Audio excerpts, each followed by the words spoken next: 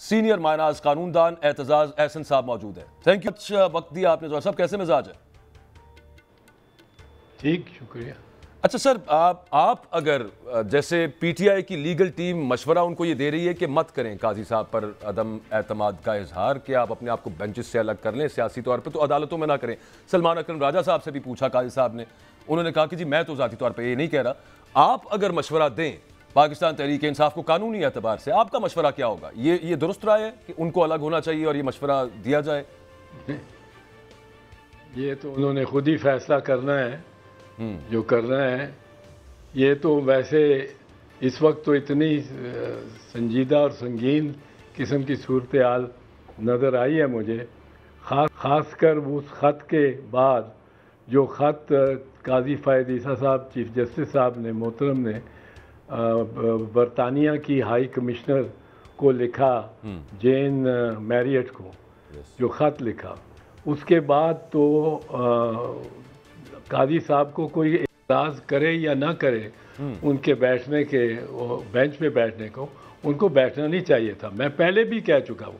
اور ان کے بیٹھنے کے پہلے بھی کہا تھا، اور میرا خیال تھا کہ وہ نہیں بیٹھیں گے، وہ گریز کریں گے. کیونکہ جب آپ ایک ڈیسیژن کو، جو ڈیسیژن فل کورٹ کے دائرے میں اور اس کی نگاہ میں اور اس کی نظروں میں آ رہی ہے اور بار بار کھٹکتی ہے، وہ اس فیصلے پہ آپ نے ایک ذاتی، وہ فیصلہ سپریم کورٹ کا ہے، پر آپ نے ایک ذاتی پوزیشن لے رکھی ہے اور بڑی سنگینی سے لے رکھی ہے کہ ایک ہائی کمشنر اگر کوئی بات کرتی ہے کسی اس ججمنٹ کے بارے میں، وہ جو نشان کی پارٹی کے نشان، بلکہ میں تو پہلے دن سے کہہ رہا ہوں یہ ووٹر کا نشان ہے، ووٹر کے نشان پہ اگر وہ بات کرتی ہے اس ججمنٹ پہ، تو آپ اس کو اتنا ڈائریکٹ لیتے ہیں اور اس کو ڈائریکٹلی لکھتے ہیں، اور اس میں آپ تاریخ بھی بیان کر دیتے ہیں برطانیہ کی کہ آپ نے تو 53، آپ کی حکومت نے اور آپ کے ملک نے تو 1953 میں 1953 میں مصدق جو پرائم منسٹر ایران میں تھا، اس سے کیا کیا، اس کو مارا اور شہید کیا، اور اس کو پھر اس کی گورنمنٹ اور ایران کو ٹیک اوور کر لیا آپ نے تقریباً. ارامکو جو تھی عرب امریکن آئل کمپنی، اور جی پلیز کنٹینیو سر. تو وہ آپ نے وہ لے لی، وہ اس سے حکومت بھی کروائی ختم. تو آپ تو مداخلت کرتے رہتے ہیں بہت، پر یہ اس قسم کی باتیں اس میں خط میں کی، اور یہ کہا اپنی ججمنٹ کو بہت جسٹیفائی کیا. اب وہ جب ججمنٹ فل کورٹ سامنے آئی اور وہ بار بار آتی رہی،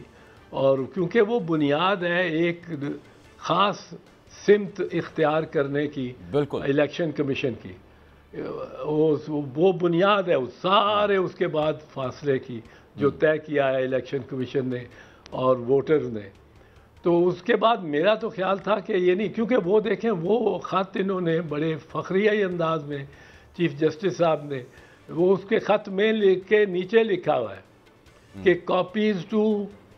number 1 the lady chief justice of England, اور نمبر 2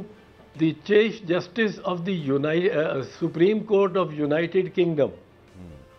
انگلینڈ کا ایک، یہ 4 ہیں گریٹ برٹن میں، آپ کو پتہ ہے یہ یو کے میں 4 ممالک سو کالڈ ہیں ضم ہوئے ہوئے، آئرلینڈ، انگلینڈ، اسکاٹ لینڈ اور ویلز. اب یہ 4 کا یونائٹڈ کنگڈم بنتا ہے، جو یو کے، جو برطانیہ ہے جس کو ہم جانتے ہیں. جو انگلینڈ کی چیف جسٹس ہیں اس وقت لیڈی، ان کو بھی بھیجا، اور جو سارے یو کے چیف جسٹس ان کو بھی بھیجا. ان کا کیا تعلق تھا اس سے؟ تو آپ نے ایک بڑا پرسنل اس کو معاملہ بنایا ہوا ہے کہ میرا وہ فیصلہ درست ہے اور ہر لحاظ سے درست ہے. اور میں اس فیصلے کے بعد خاص کر اگر وہ یہ خط نہ لکھا ہوتا اور انہوں نے اس کو پبلش نہ کرایا ہوتا تو پھر بھی بات تھی. پر اس کے بعد میرا نہیں خیال تھا کہ چیف جسٹس صاحب کو بیٹھنا چاہیے، چاہے کوئی اعتراض ہو یا نہ ہو. یہ از خود اتنے سینئر جج کا خود اس کی ججمنٹ بھی ہوتی ہے، اور اس کی ججمنٹ یہ کلیئرلی ہونی چاہیے تھی، کوئی بغیر کسی اعتصاب کے کہ وہ نہ بیٹھتے، اور میرا خیال تھا کہ وہ نہیں بیٹھیں گے۔ مجھے توقع تھی کہ وہ اگر بیٹھ بھی گئے تو اپنے آپ کو ریکیوز کریں گے، اور جس طرح قاضی صاحب پہلے کرتے رہے کہ بیٹھ کے وہ 7 ممبر بینچ یا 9 ممبر بینچ جو تھا، اس میں بیٹھ کے اور پھر طارق مسعود صاحب کے ساتھ وہ آپ دونوں ریکیوز کر گئے، وہاں سے گریز کر گئے۔